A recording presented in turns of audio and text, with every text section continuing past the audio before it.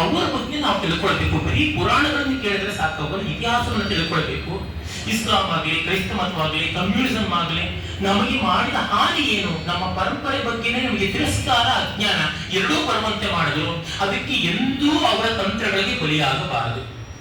ಅದನ್ನ ನಾವು ಗಮನದಲ್ಲಿ ಇಟ್ಟುಕೊಳ್ಬೇಕು. ಈ ರೀತಿಯಾದ ಕೆಲವೊಂದು ಅಂಶಗಳನ್ನ ನಾವು ಮೈಗೂಡಿಸಿಕೊಂಡ್ರೆ ಎಷ್ಟೋ ಮೇಲಾಗುತ್ತೆ. ಇದನ್ನ ಹೇಳಿರೋದೇನಂದ್ರೆ 100ಕ್ಕೆ 25 ಮಾರ್ಕ್ಸ್ ಬರುವಂತಹದ್ದಷ್ಟೇ ಹೇಳಿರೋದು. ಇಷ್ಟಕ್ಕೆ ಪರಮಾತ್ಮ 10 ಮಾರ್ಕ್ಸ್ ಗ್ರೇಸ್ ಆಗ್ತಿ 3rd ಕ್ಲಾಸ್ ಪಾಸ್ ಮಾಡ್ತಾರೆ. ನಿಮ್ಗೆ ಫಸ್ಟ್ ಕ್ಲಾಸ್ ಬೇಕು, ಹೈ ಡಿಸ್ಟಿಂಕ್ಷನ್ ಬೇಕು ಅಂತಂದ್ರೆ ಇನ್ನು ತುಂಬಾ ಇದೆ. ಸ್ಕೈ ಅಂತ ಲಿಮಿಟ್ ಅಂತಾರಲ್ಲ, ಅಲ್ಲಿವರೆಗೂ ಉಂಟು.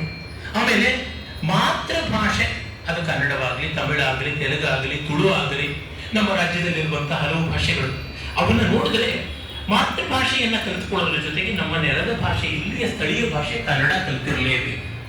ಓದಿ ಬರೆದು ಮಾತನಾಡೋದ್ರ ಜೊತೆಗೆ ಆಲೋಚನೆ ಮಾಡಬೇಕು ಆ ಭಾಷೆಯಲ್ಲಿ. ನಮ್ಮ ಮಕ್ಕಳಿಗೆ ಇವು ಬರೋಲ್ಲ ಅನ್ನೋದೊಂದು ಹೆಮ್ಮೆಯ ಸಂಗತಿ ಆಗಿದೆ.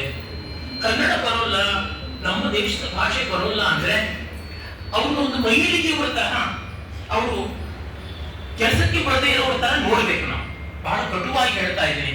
ನಿಮಗೆ ನಮ್ಮ ನೆಲದ ನುಡಿನ ಉಳಿಸೋದಕ್ಕೆ ನಮ್ಮ ಭಾಷೆಗಳು ಮುಖ್ಯ. ನೋಡಿ, ತೀರ್ಥ ಅನ್ನೋದಕ್ಕೆ ಇಂಗ್ಲಿಷ್ ಭಾಷೆಯಲ್ಲಿ ಏನಾದ್ರು ಅನುವಾದ ಇದೆ. ಹೋಲಿ ವಾಟರ್ ಚರ್ಚ್ನಲ್ಲಿ ಕೊಡುವಂತದ್ದು, ತೀರ್ಥವನ್ನ ಅಲ್ಲ. ಅಲ್ಲ ಸ್ವಾಮಿ, ನಮ್ಮ ಪಿತೃದೇವತೆಗಳು ಮಾಡುವಂತ ಪಿಂಡವನ್ನ ಇಂಗ್ಲಿಷ್ ನಲ್ಲಿ ಏನಂತ ಅನುವಾದ ಮಾಡ್ತೀರ? ಮಾಡುವುದಕ್ಕಾಗುವಂತದ್ದಲ್ಲ. ತರ್ಪಣ ಅದಕ್ಕೆ ಏನಂತ ಮಾಡೋಕ್ಕಾಗುತ್ತೆ? ಪ್ರಸಾದ ಅನ್ನೋದಕ್ಕೆ ಏನಂತೀರ? ಏನು ಹೇಳಕ್ಕಾಗಲ್ಲ. ಹೀಗಾಗಿ ಅನುವಾದಗಳಿಂದ ಏನೂ ಆಗುವುದಿಲ್ಲ. ನಮ್ಮ ಭಾಷೆಯನ್ನು ಕಲಿಬೇಕು, ಜೊತೆಗೆ ಸಂಸ್ಕೃತವನ್ನ ಅಭ್ಯಾಸ ಮಾಡಬೇಕು. ಅದೊಂದು ಎಕ್ಸ್ಟ್ರಾ ಬರ್ಡನ್ ಅಂತ ಬೇಕಾದ್ರೂ ಅಂದುಕೊಳ್ಳಿ, ಅದು ದೊಡ್ಡ ವರ. ಸಂಸ್ಕೃತ ಭಾಷೆಯನ್ನ ಎಲ್ಲರೂ ಕಲಿಯಬೇಕು. ನನಗಂತೂ ಅನ್ಸುತ್ತೆ, ಈ ಭಾರತದಲ್ಲಿ ಹುಟ್ಟಿದ ಪ್ರತಿಯೊಬ್ಬರೂ ಸಂಸ್ಕೃತದ ಪರಿಚಯ ಇಟ್ಟುಕೊಂಡಿರ್ಬೇಕು. ಕನಿಷ್ಠ ಪಕ್ಷ ಅದರ ದ್ವೇಷವನ್ನ ಬಿಡಬೇಕು, ಪ್ರೀತಿ ಇಟ್ಕೋಬೇಕು. ದುರ್ದೈವ ಏನಂದ್ರೆ ಇವತ್ತು ಬ್ರಾಹ್ಮಣ ಸಮುದಾಯಗಳಲ್ಲಿಯೇ ಸಂಸ್ಕೃತದ ಬಗ್ಗೆ ಕನ್ನಡ. ಅದಕ್ಕಾಗಿ ನಾನು ಪ್ರಾರ್ಥನೆ ಮಾಡೋದಿಷ್ಟೇ, ಪ್ರತಿಯೊಬ್ಬ ಹಿರಿಯರು ದಿವಸ ಒಂದು 50 ಶ್ಲೋಕಗಳನ್ನ ಭಗವಾನ್ ವಾಲ್ಮೀಕಿ ಮಹರ್ಷಿಗಳ ರಾಮಾಯಣದಿಂದ ಓದಿ. ಅರ್ಥ ಆಗದೇ ಇದ್ರೂ ಓದಿ. ಸುಮ್ಮನೆ ಕೂಜಂತಂ ರಾಮ ರಾಮೇತಿ ಮಧುರಂ ಮಧುರಾಕ್ಷರಂ ಆರೋಗ್ಯ ಕವಿತಾ ಶಾಖಾಂ ವಂದೇ ವಾಲ್ಮೀಕಿ ಕೋಕಿಲಂ ಅಂತ ವಾಲ್ಮೀಕಿ ಮಹರ್ಷಿಗಳನ್ನ ಪ್ರಾರ್ಥನೆ ಮಾಡಿ, ತಪಸ್ವಾಧ್ಯಾಯ ನಿರತಂ ತಪಸ್ವಿ ವಾಗ್ವಿದಾಂಬರಂ ಅಂತ ರಾಮಾಯಣವನ್ನ ಆರಂಭದಿಂದ ಓದಿ. ದಿವಸ ಅದೊಂದು ವ್ರತದಂತೆ 50 ಶ್ಲೋಕ ಓದಿ.